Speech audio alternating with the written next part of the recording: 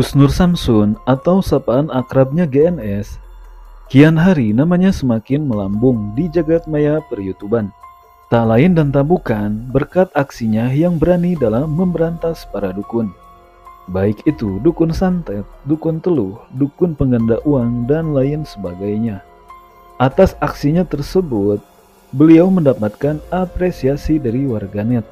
Maka tak heran kini jumlah subscribernya mencapai 1.650.000 subscriber. Sungguh pencapaian yang luar biasa. Diketahui GNS sendiri merupakan pengasuh pimpinan Padepokan Cakra Lodaya Nusantara yang beralamat di Pentuk Pelem, RT 04 RW 05, Kelurahan Majasem, Kecamatan Kendal, Kabupaten Ngawi, Provinsi Jawa Timur. Atas aksinya GNS yang kerap kali memberantas para dukun, kini sudah tidak terhitung lagi para dukun yang tumbang dibuatnya. Banyak dari warganet yang mempertanyakan amalan apa yang dilakukan GNS sehingga mampu mengalahkan para kuntet yang sesat dan biadab tersebut. Sementara itu, Ustadz Abdul Somad atau yang biasa dipanggil UAS, beliau memberikan penjelasan dan menegaskan terkait hal penting ini. Sebelum melanjutkan ke video berikutnya, alangkah baiknya sahabat di-subscribe terlebih dahulu dan budayakan menonton hingga selesai agar tidak salah paham. Nama asli Gus Nur Samsun, sewaktu kecil beliau bernama Suryo Cahyono, namun diganti oleh Pak Ma'ruf Amin dengan menyembelih 2 ekor kambing. Lantas, kenapa Pak Ma'ruf Amin atau wakil presiden kita saat ini mengganti nama Gus Nur Samsun menjadi Suryo Cahyono? Setelah ditelusuri secara mendalam, yang admin kutip dari perbincangan GNS, rupanya Pak Ma'ruf Amin pernah belajar bersama kakek GNS yang bernama Kiai Hasli. Kiai Hasli punya ayah namanya Syekh Mahdum. Syekh Mahdum punya ayah namanya Syekh Ibrahim.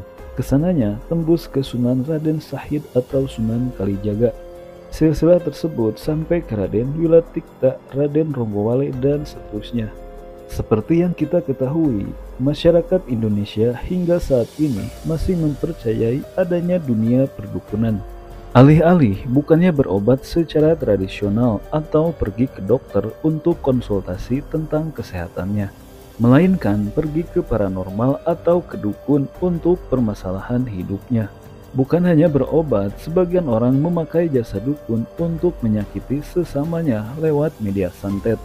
Maka dari itu, dengan adanya GNS dalam memberantas para dukun, setidaknya populasi dukun di Indonesia sedikit berkurang. Di samping itu, GNS pun tak lupa dalam setiap aksinya kerap membaca sholawat Lihom Satun. Sebab jika diamalkan secara rutin, sholawat Lihom Satun tersebut begitu banyak manfaatnya. Salah satunya, jika diamalkan secara rutin, diyakini dapat menangkal wabah dan penyakit menular. Tak hanya itu, sholawat Lihom Satun pun dapat menangkal aura negatif. Maka tak heran jika GNS berduel dengan para kuntet, beliau selalu memenangkan pertarungannya tersebut.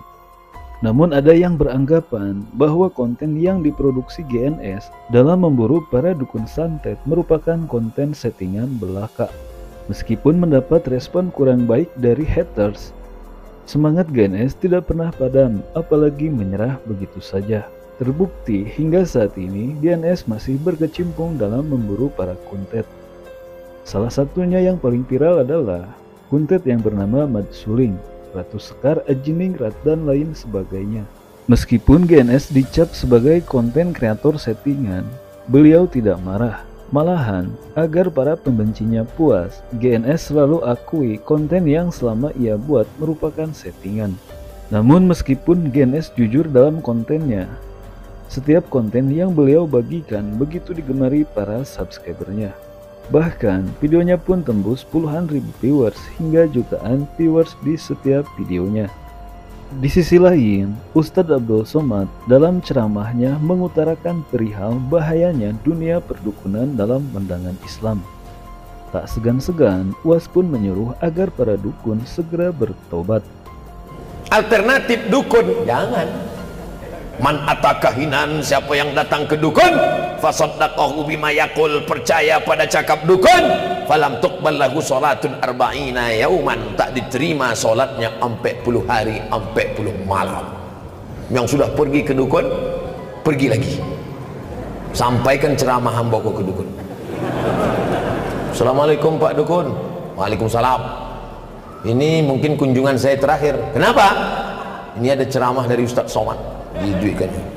Man atakahinan, siapa yang datang ke dukun, falam tuqbal lahu salatun, tak diterima salatnya 40 hari 40 malam. Wah, kalau gitu kita santet dia. Santetnya bulu ambo. Takutkah Abdul Somad pada dukun-dukun? Hei dukun-dukun, bertaubat kalian dukun-dukun. Lah bertambah pulau musuh ambo kini.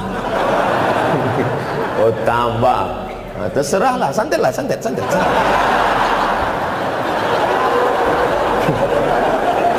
Wak pun kan mati juga, enggak? Orang nan mati disantet mati syahid, betul? Takbir. Dalam ceramah UAS yang beliau bagikan, betapa bahayanya jika seseorang mendatangi dukun. Barang siapa yang mendatangi tukang ramal atau dukun, maka sholatnya selama 40 hari tidak diterima, ujarnya.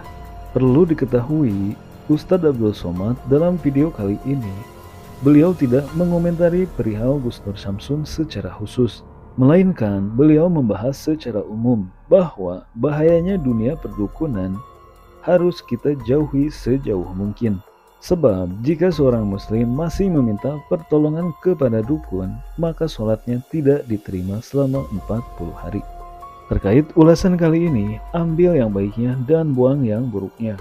Mohon maaf bila ada kesalahan dalam penyampaian video kali ini maupun yang sebelumnya. Li khamsatun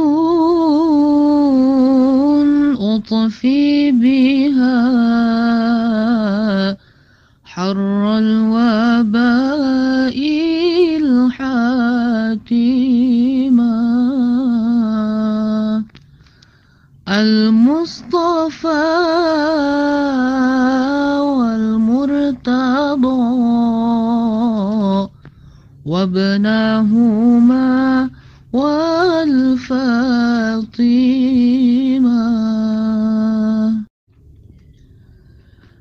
لي خمسة أطفي بها حر الوباء الحاتمة المصطفى والمرتضى وابناهما والفاطمة